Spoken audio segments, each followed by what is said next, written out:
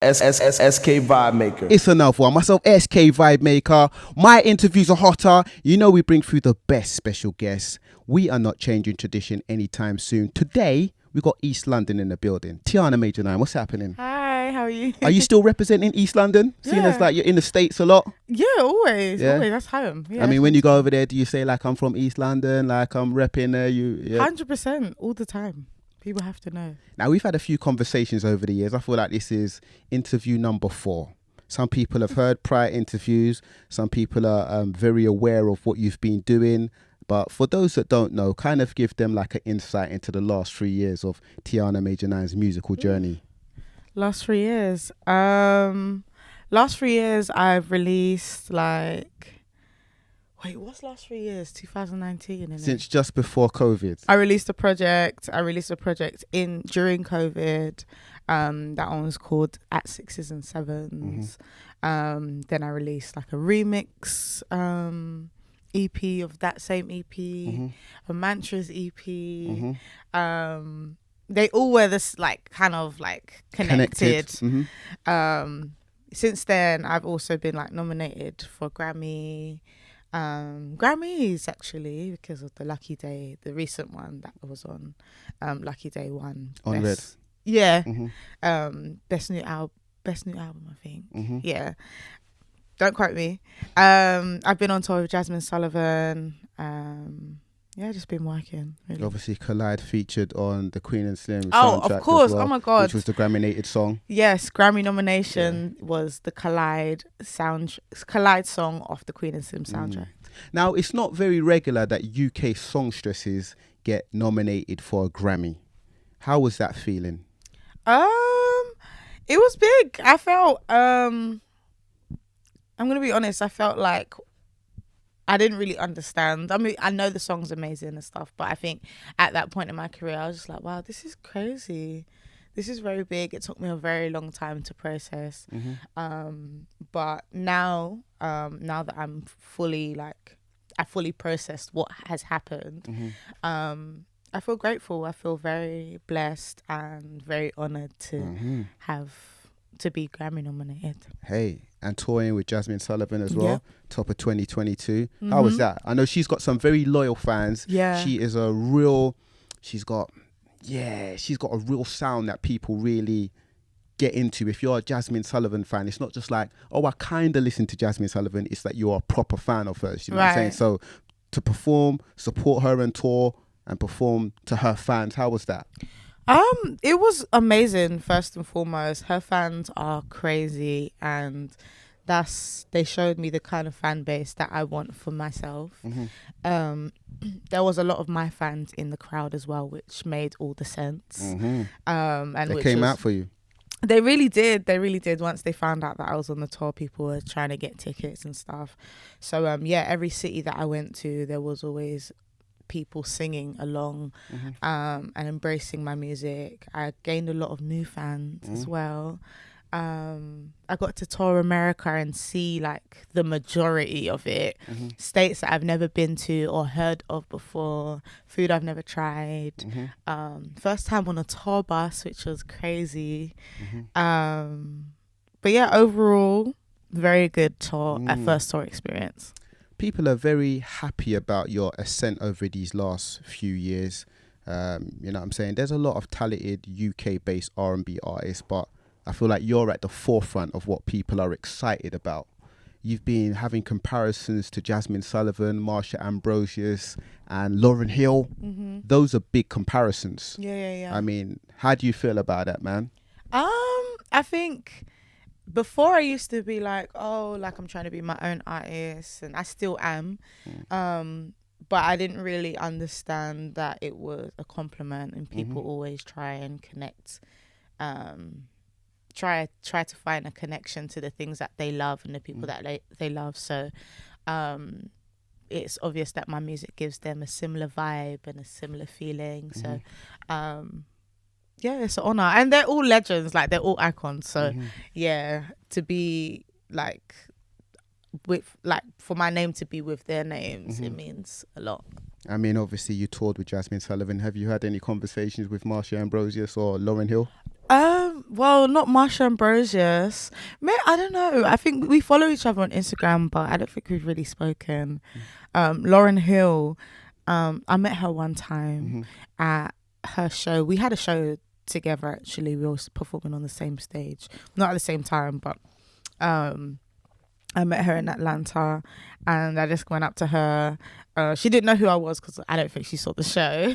But I was just like, I just performed and I just love you so much. Can we take a picture? And she was like, oh, that's amazing. Thank you so much. Yeah, we haven't really like, it was amazing. That was amazing. Sorry, I needed that. But we haven't really like sat down and spoken yet. But that will come, I think. I met Lauryn Hill one time. Really? And it was at a time when I was very young. She was pregnant. And we were having a conversation, and then because I was so young and looked younger at the time, when it came to taking a picture, she said, come and sit on my knee. And obviously she's pregnant, and her husband at the time, her other half, was not happy about that. So we had some things to say. But yeah, I had a very nice exchange with Lauryn Hill, and I might talk about that further one time in the future. Yes, you know what I'm saying? I would love to hear that. Well, big up Lauryn Hill, man. So let's talk about Try Peace. Maybe you're what I need. Maybe I should try peace. That's some lines from the song. Yeah. I mean, that's very direct. Yeah. I mean, is that a chat up line? Is that the approach that you usually use? No. Because I'm wondering if that's what I needed to use when I was single, and if it would have been beneficial for me. No. I think it's that song is more like self-reflection, being honest with it could be either to your partner, or it could be like just within yourself. You're just having this conversation about someone that you're interested in and want to like progress with. Trying peace is very specific. It's a very specific thing, but not everybody knows how to do it, you know. No, yeah, so maybe I should try peace is just basically saying like, maybe I should just settle a little bit, like calm down and just give peace a try. You know, it's not every day like anxiety in relationships, or I don't know, breakups and stuff. So maybe I misunderstood. When you're saying try peace, you mean as in try peace and take a step back and be calm, as opposed to trying a peace. Oh, of course, yeah. You know what I mean? Yes. Like trying a piece, somebody might be like, I'm taking a slice of the cake, I'm going to try a piece of you. No. Try peace, like calm down, just like let's reevaluate how we approach relationships because it hasn't been peaceful in the past. So yeah, let's try peace this time and see where it takes us.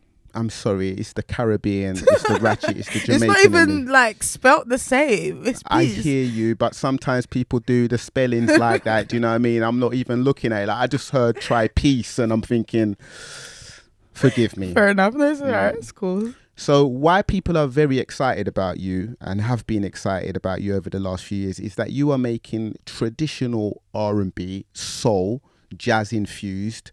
A lot of artists come out saying they're R&B artists, but they're infusing a lot of turn up, trap, rap into their stuff. Do you know what I mean? You've got the more traditional sound.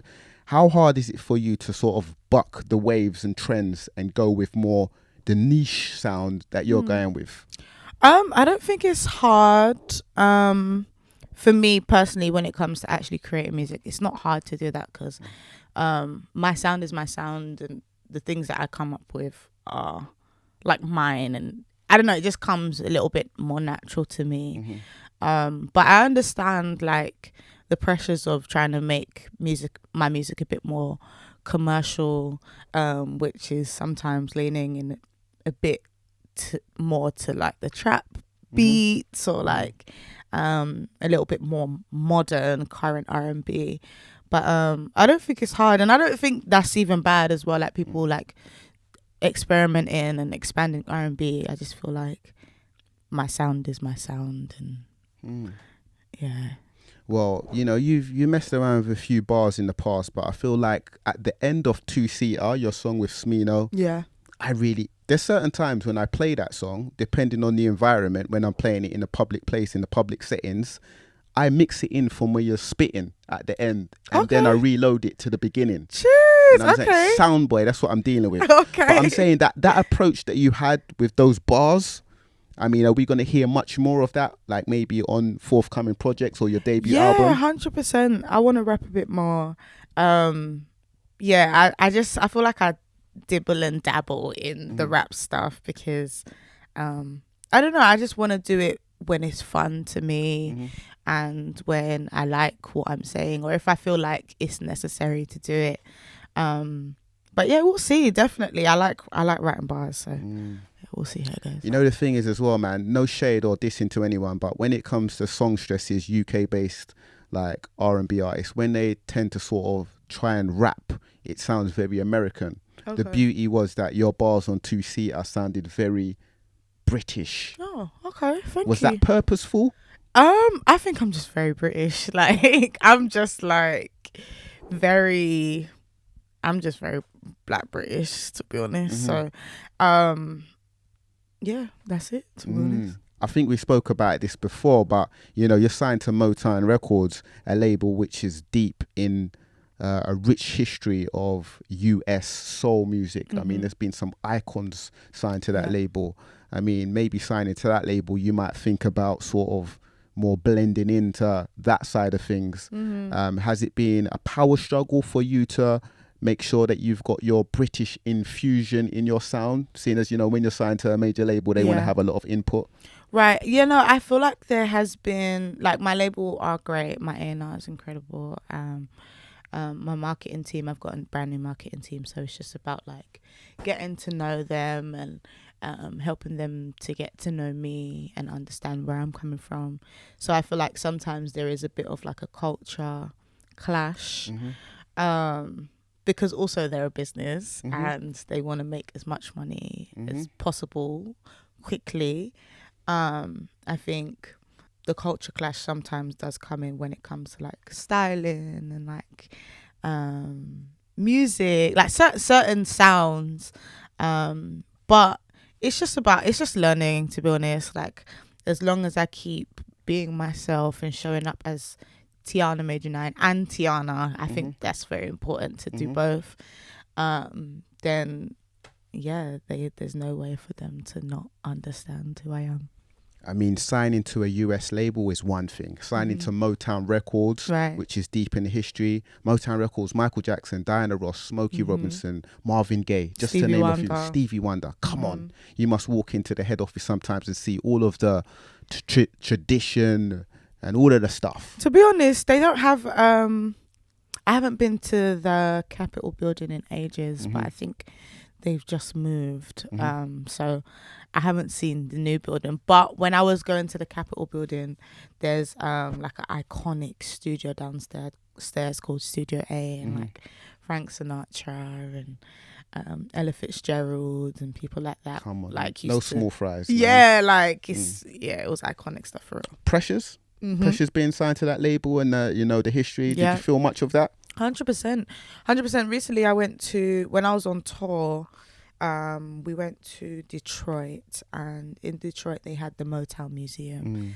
Is that where it originates from, Detroit? Yeah, it was in Detroit, and the Motown Museum is actually the house that they had like the studios in, and Berry Gordy used to live in. Come on. Yeah, so it was dope being able to like tour this small house and get a tour guide to tell us about, Michael Jackson used to be in here with the Jackson 5, and the whole building used to have meetings in this small room, and it was very spiritual. So yeah, I think going there made me realize a bit more how special it is to be on Motown. I mean, on the majority of your songs, people can hear the great songwriting. In particular, on 2-Seater, we already spoke about it. At the end of the song, your bars, your spitting. How did you go about sharpening your writing skills? Because you handle the majority of your I write with songwriters too, but I definitely have a huge hand in my writing and what I talk about and how I say what I say. I don't know. I just keep practicing, just keep writing, keep listening to music, having conversations with people, and just develop keep going. from there. Yeah, just keep going, because I think, I know that the songs that I'm making now compared to the songs that I was making like 3 or 4 years ago, the writing's different. Like it's so much better, so much clearer. I'm quicker. So yeah, I just keep going, to be honest.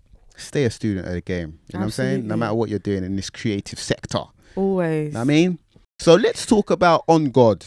I mean, as it is with a lot of your music, very emotional, very heart on your sleeve, a lot of love involved. I mean, the challenge of writing a song like this with such honesty, do you have to have somebody directly in mind, like when you're writing these songs? I think I do, even if it like there's certain songs that I've written before that that person wasn't currently in my life, but I definitely refer back to situations, and as I said before, like I like having conversations with people about like what they're going through. So even if it's not my experience, I can write from an experience. But yeah. So you're signed to an American label, Motown Records. You spend a lot of time out there. Would you encourage more UK-based R&B artists to go back to the home of R&B and spend more time out there, or sign to American labels? I would definitely say it's good to connect with R&B artists all over the world, to be honest. Obviously R&B started in America, but there are people that are creating R&B everywhere, like the Netherlands, France, I don't know, Japan. Like R&B is worldwide, isn't it? But I think it is important to go to America and mingle with and meet and just have sessions with artists there too. I wouldn't encourage anybody to go onto a label unless they felt like they needed to, because it's a very individual thing. Like me being on a label is something that I felt like I needed to do. So yeah, it works for you. Yeah. What have you seen as the major pro for you spending a lot of time out in America, do you think? As opposed to not being there and maybe just being based pretty much all the time in the UK? Yeah, I think definitely meeting people, getting into rooms with people. Recently, I had a session with Babyface, which is crazy. Come on, icon. Icon, exactly. And yeah, I think that's just one of the benefits of being out there, networking and being able to just be in rooms, because some sessions that I have just in America just happen because I'm just there, if that makes sense. It's like, oh, Tiana's here, let's get in the studio. Crazy. Yeah, so I think, that's a benefit. Think About You with Hailey, the Lovers Rock remix, a fantastic song. Thank you. I feel like you need to be told. I don't know if enough people tell you this. No, people tell me. Fantastic. I mean, the original was good, but the remix, my lord. You know what I'm saying? Thank you. I mean, what has been the feedback generally for that song? People really like Think About You. And people don't really mention the Lovers mix too much. Really? Yeah. So now with these people, I don't know why. Maybe it just went over their heads. Fool Me Once is the current project, the EP. You know what I'm saying? A collection of 4 songs. Right. Well, 3 songs and like a short interlude poem, kind of thing. Yeah. You know what I'm saying? And this is the prelude to the album. Yeah. You know what I'm saying? I know we're looking forward to the album. What can you tell us about the forthcoming album? The forthcoming album, there's a lot of TIANA Major9 songs on there. All of the songs are TIANA Major9 of course songs. 100%. I'm stretching my genre, not genre, but like I'm stretching my palette, musical palette, and just, I don't know, just giving you some classic TIANA Major9 sounds and some experimental and just some stuff that we've kind of like heard from me before, but in an elevated way. So yeah. Would you compromise your sound if you knew that you would maybe like 10 times your fan base and your reach? Like, would you make some really like sort of pop sounds? No, I wouldn't actually. I've been having a lot of conversations about this. I want to be like a superstar in my own right. Like I want to be TIANA Major9, the superstar that makes the music that TIANA Major9 makes. Sticking to your guns. Yeah, 100%. There's a lot of artists that do that and are allowed to do that. I just don't feel like I want to be an artist that has to compromise or like completely turn pop. Like I want my music to be popular, but I don't want to be pop. Yeah. Hear you loud and clear. Yeah. The future is very bright, man. It's been another great conversation. SK Vibemaker, TIANA Major9. Thank you very much. Thanks for having me. SK Vibemaker.